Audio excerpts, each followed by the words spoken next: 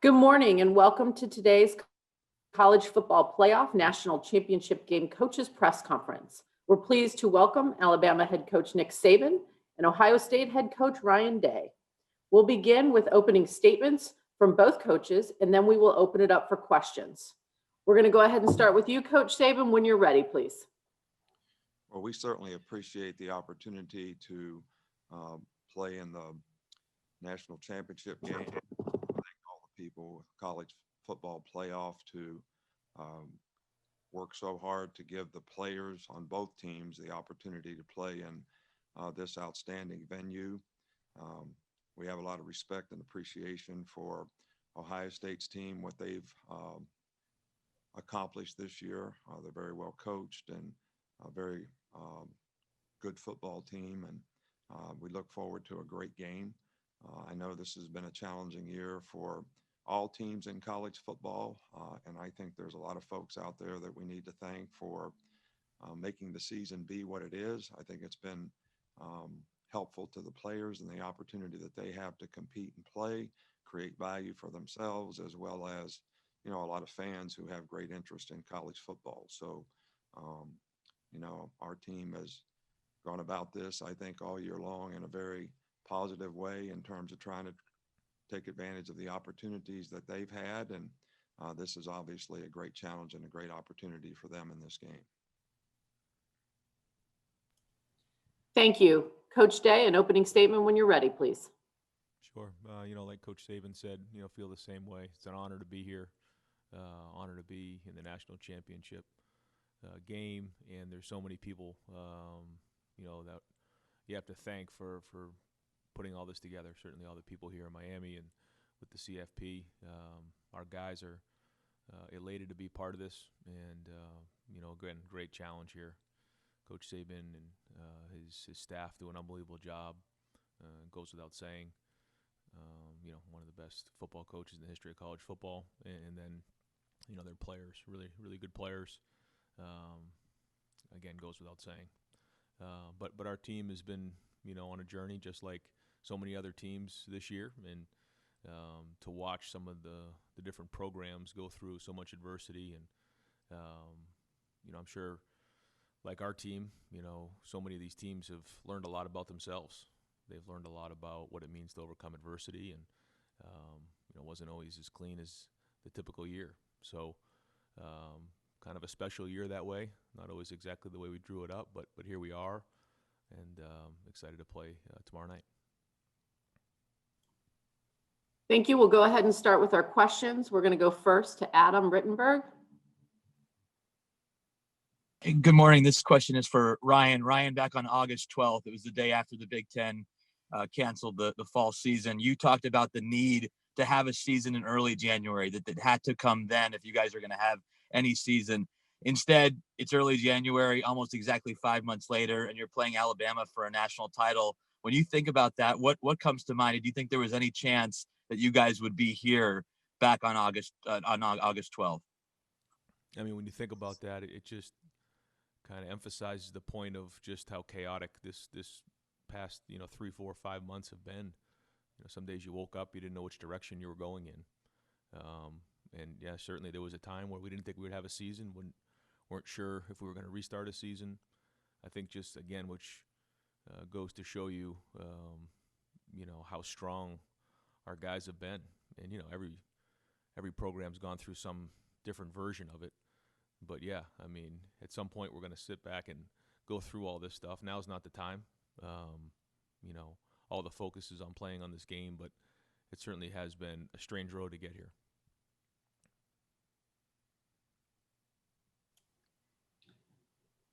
We'll take our next question from Austin Ward. Hey, Ryan, I think that in the 3 games before the Sugar Bowl, neither Luke nor Jeremy had a catch, and then they just really dominated that first half. We know how important they are as blockers, but were you saving them up for the right moment, or is that?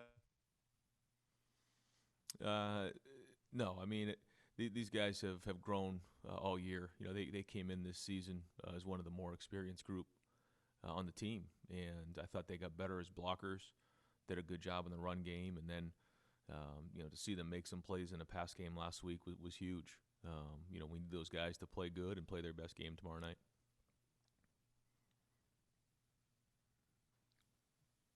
We'll move on to our next question from Laine Higgins. This one is for you, Coach Saban. I wanted to ask about the class of 2017 that's now the seniors here. I don't know if you want to go into hypotheticals, but given how the return of Alex Leatherwood and Devonta Smith and Najee Harris really has shaped both sides of the ball for you, what do you think this Alabama team would be here if those seniors had decided not to stay? Well, I think all three of those guys have done an outstanding job for our team, not only in terms of the way they've played, the standard of excellence that they've sort of competed to, but also in their leadership and how they've impacted, other players. We had 4 other players in this class that are pretty significant players. Jerry Jeudy, Henry Ruggs, Tua, and Xavier McKinney, who all did go out for the draft. So this was an outstanding class. I think these guys have competed at a high level. They've been great ambassadors for the University of Alabama. And I think they've made a significant impact on our team this year. And hard to say where we'd be without them, but we're certainly happy to have them with us. We'll move on to Nathan Baird.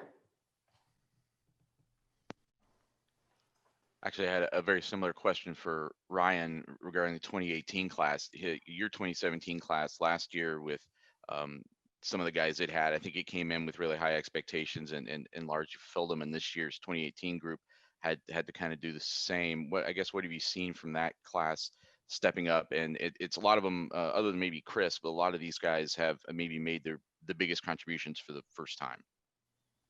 Yeah, I mean, first off, when you look at this senior group, just tremendous. 4 Big Ten championships, and they'll go down probably as one of the more successful groups to ever come through. And then as you see some of the younger guys step up, it's been tremendous. And it's one of those things where you have to make your impact early on and not wait around, because by the time you get to that 3rd year, there's certain guys that decide that they want to declare for the draft and move on. And we've had several other guys who have done that. And so you can't be patient. I mean, you got to push to get on the field, and I think a lot of those guys have done that. And certainly in that 18 class, they've pushed to get on the field early, and they've made their impact felt. And because of that, we've had an opportunity to play in this game. Take our next question from Charlie Potter. This one's for Coach Saban. Just, do you have an update on Malachi Moore and LeBron Ray ahead of this game? Malachi Moore is probably still very questionable for the game. LeBron Ray, probably a little bit more probable. He's been able to practice this week, and hopefully we'll get some contribution from him.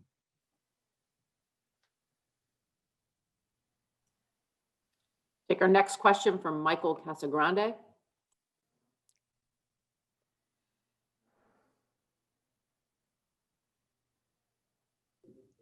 Yeah, this is maybe a little bit offbeat, but just wonder if you guys, either one of you, had any superstitions related to the coin toss, and if not, if you had any specific strategy you tried to employ in the coin toss and how you decided what to do.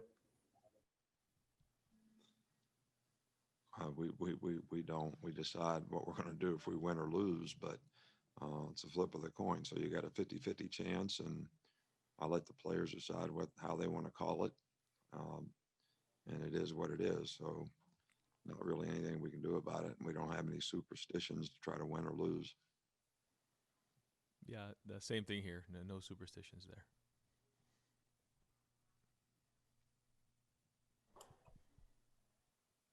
We'll move next to Joey Kaufman. Hi, Ryan. Just kind of similarly that was asked earlier, but do you view getting to this stage, and obviously you would like to win tomorrow night, but is getting to this point in the season and playing in the national championship game a win in of itself because there was so much uncertainty for the last 5 months? Well, I mean, no one ever talks about getting to the national championship. They talk about winning the national championship. Along the way, there are certain goals that you have to reach to get to this point. But the ultimate goal is to win this game. So, when you have your goals of, beating your rival, of winning the conference, of, winning the semifinal, and then finally this game, you have to check off those boxes. But ultimately, this is the final goal, and that's what all the focus is on right now. Move on to Bill Rabinowitz.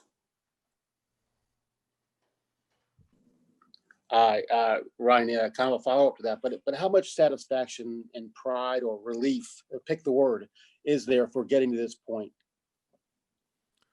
Well, I mean, if you start to talk about those, think about those, focus on those, it's just a distraction towards playing in this game. I think, regardless of what happens on Monday night, you take the next couple of weeks and reflect on the season.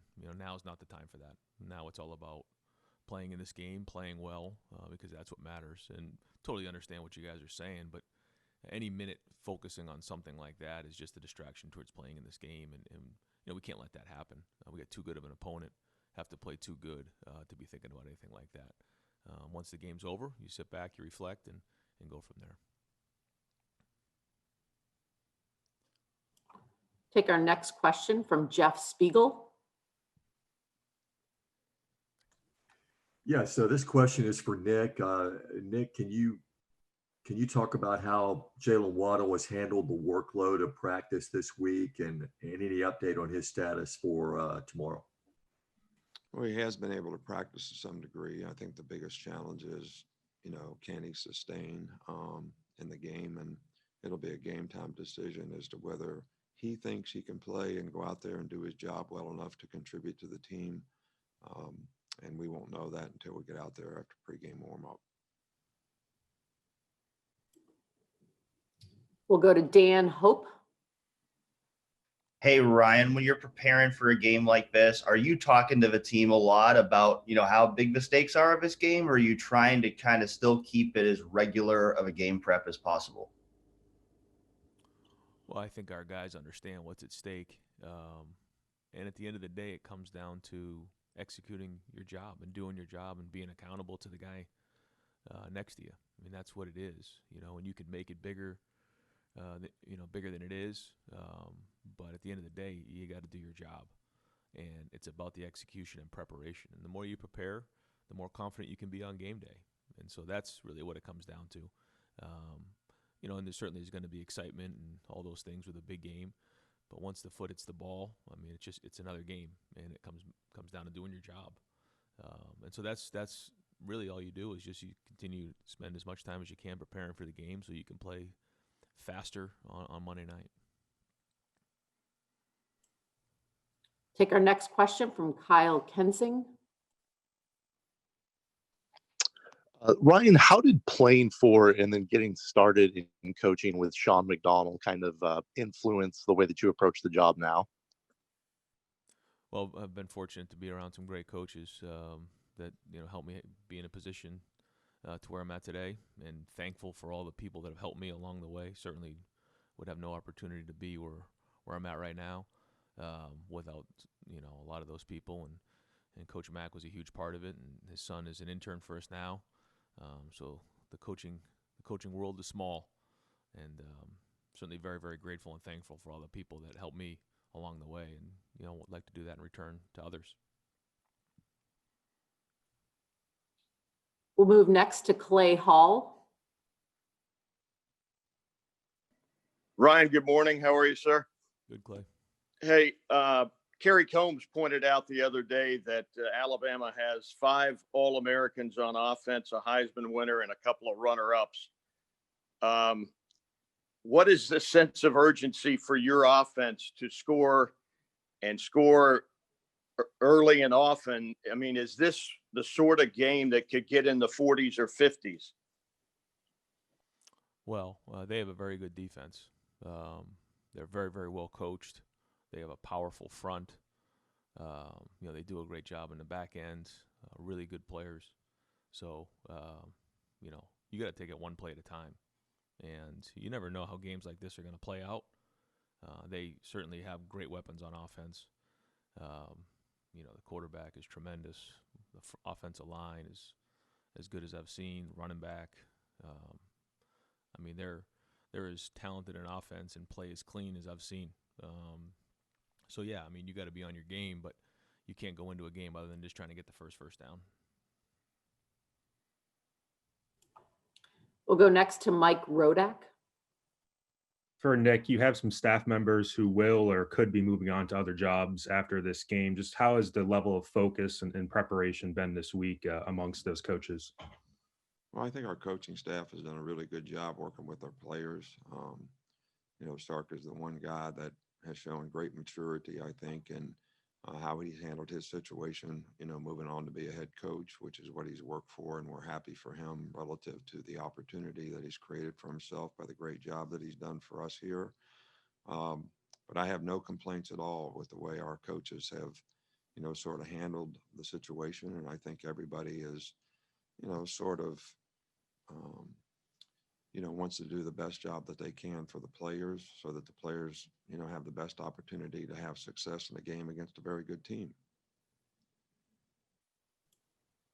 Next question from Tim May. Yeah, Ryan, I wonder if you could, how Justin Fields looked the last couple of days in practice. You expect him to be pretty close to 100% on Monday night. And then following that, as you prepared for this game, what is something that's kind of surprised you a little bit about this Alabama team from your vantage point? Yeah, Justin's had a good week of practice. You know, he's done a really good job preparing, and I think that's the thing that he felt like he did a good job going into last game, was just preparing at a high level, and he's continued to do that this week. I mean, in terms of surprise, I mean, no. I mean, you know, when you play Alabama, you expect them to be really, really well coached, really good fundamentally, you know, really good tacklers, hands. I mean, just so many things that they do a great job of. So no, I mean, when you're playing against a team like this, you know, you kind of expect, you know, a high level of play, really good personnel, really good scheme.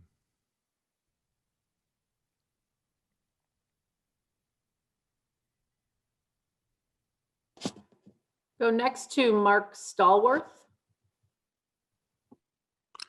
Hello, how you doing? My name is Mark Stallworth. I'm with the Miami Times. How you doing, Coach Saban? Welcome to Miami again. My question for you is, how important is this game for recruiting in South Florida? And with T.I.U. Jones-Bell, he hasn't had tons of opportunities on the field this far this season, but how has his work ethic been off the field in regards to film room and conditioning? Right. Well, first of all, I think that, you know, our program is built to try to create value for players so that they could be more successful in life for having been involved in the program. And I think that, you know, the more success you have on the field, the more interest you create, whatever that circumstance is. And certainly playing in a game like this allows you to be sort of the center of attention for at least this week of the game and maybe beyond. So all those things are probably positives when it comes to recruiting. You know, Ty Jones-Bell is certainly a guy that has a tremendous amount of potential. He's made a great amount of improvement throughout the season. And even though he hasn't had a lot of opportunities, the more he stays focused on his development and how he can improve, I think is going to help him be a very productive player in the future. Thank you. Take our next question from AP Steadham. Good morning, Coach Saban and Coach Day. Coach Saban, I wanted to ask you about Trey Sermon. You played against him when he was at Oklahoma. And what have you seen from him, especially the last 3 games? He's had high production. And Coach Day, I wanted to ask you about Najee Harris. What have you seen from him this year? I'll let you ask me first. I guess I'll go for it first. You know, Trey Sermon is a really, really good player. Ohio State has a really good offensive scheme. The balance that they create, run and pass with the weapons that they have, which is, you know, outstanding receiver core, really good tight ends, good offensive line, quarterback who has played extremely well. So Trey has taken advantage of all those circumstances and situations and played extremely well. Especially, against Clemson last week, he had a phenomenal game, and I think he's an outstanding player and certainly going to be a challenge for us to, try to at least, do a decent job of not letting them, be able to run the ball and create positive down and distance situations so that we're always on our heels on defense, which when you have great balance, that's always the fear you have for your defensive team. And Trey Sermon has certainly been a guy that's contributed to that in a very positive and significant way. Yeah, I think Najee Harris is playing at a high level this season. I think that a big part of it is the offensive line and tight ends, how well they block. But he's running really hard. When you get him to the second level, he can make guys miss in a variety of ways. I think he runs hard. He falls forward a lot. And he's also, done a good job in the pass game and protection. And then, he's caught balls as a receiver. He's caught balls coming out of the backfield as check downs. So he's a complete back and very versatile. And, again, probably the most versatile guy, we'll see all year. Take our next question from Dan Harralson. Coach Day, you did mention early on in your coaching career being around certain coaches, and Coach Saban just mentioned your offensive scheme. How much has your base offense changed over the years? And of course, at a place like Ohio State, with a few more weapons on offense that you can use, do you think your base offense has really stayed the same from early on in your coaching career? Well, I think the kind of the art of coaching college football is adjusting, your scheme to utilize the personnel that you have at that moment. We recruit the best players and then adjust our scheme. That's the coach's job, to put them in the best position to be successful. And so we have certain philosophies that don't change, but the way you get there sometimes does. Whether you're one tight end, two tight ends, four wideouts, it changes year after year. How do you attack, coming out of the gates? And you want to put guys in position to be successful. It's also with your offensive line, what style of offensive line do you have? What kind of backs do you have? What kind of quarterback do you have? And so then you have to evolve. We don't just say, here's our system and start plugging guys in. We try to adapt year after year. We'll go next to Ralph Russo. Good morning, gentlemen. This question is for you, Nick. I guess, what does it say about your team? Obviously, winning all your games is great, but you also have played at a very, very high level through a very odd season with a lot of, distractions or potential complications. What does it say about your team that they have been able to do that? Again, aside from the fact that you just have great players. Our team has shown a lot of maturity and perseverance throughout the season. I think you mentioned the fact that there have been a lot of disruptions, and I think we anticipated that early on when this all started back in March, and told our players basically the team that shows the maturity to be able to handle disruptions is going to have the best chance to be successful in the end. And consistency and performance is always a key to success, and that perseverance has showing up in the way we've been able to play with consistency. But you also want to finish strong. That's always a part of any season, and that's going to be the challenge for us in this particular game against a very good team.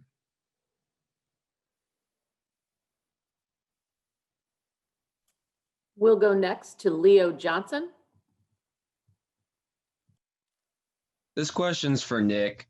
With this being you and Alabama's 8th national championship appearance in the last 12 years, what about this season's certain group of players is different in comparison to the rest of the insanely talented teams in years past? Well, I think every team is different. Every team has its own personality. All those teams certainly did an outstanding job creating an opportunity for themselves to have a chance to play in the national championship. But it's hard to compare teams.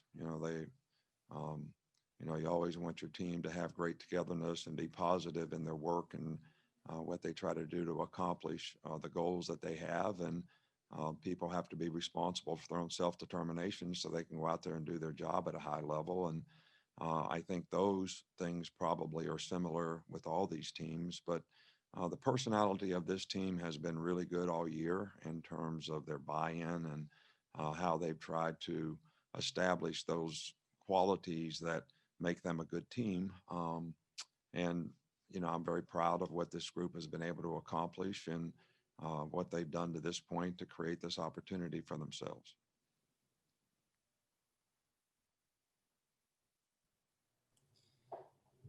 Thank you both. That concludes today's coaches press conference. Appreciate everybody being with us, and I hope you all have a great day.